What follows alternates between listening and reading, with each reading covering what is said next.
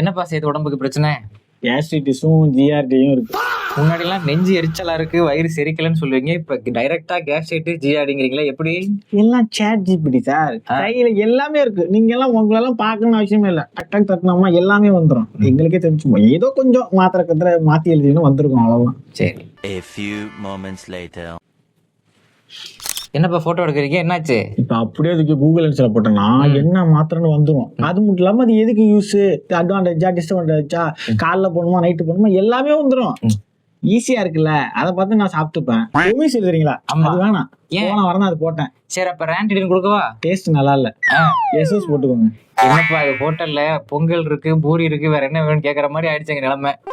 சரி, பரவாயில்ல, இருக்கட்டும். ஸோ இன்றைய காலகட்டத்தில் ஏஐ தொழில்நுட்பத்தை மக்கள் ஆக்கப்பூர்வமாக பயன்படுத்திக்கலாம். ஒரு மாத்திரை மருந்து சம்பந்தமான சந்தேகம் இருக்கா, சைட் எஃபெக்ட் எவ்வளோ, நிறைய பேர் மாத்திரை சாப்பிட்றதுக்கே பயந்துகிட்டு இதை சாப்பிட்டா கிட்னி பாதிச்சிருமோ அப்படி பயந்துட்டு சாப்பிடாம இருப்பாங்க. இந்த மாத்திரை சம்பந்தமான சந்தேகத்தை அவங்க மருத்துவர்கிட்ட கேட்கறது கூச்சப்படுவாங்க. இது பவர் கூட உள்ள மாத்திரையா, கம்மியா உள்ள மாத்திரையா, எல்லாமே இப்போ நம்ம ஏஐ தொழில்நுட்பத்தில் நீங்க ஆக்கப்பூர்வமாக பயன்படுத்திக்கலாம்.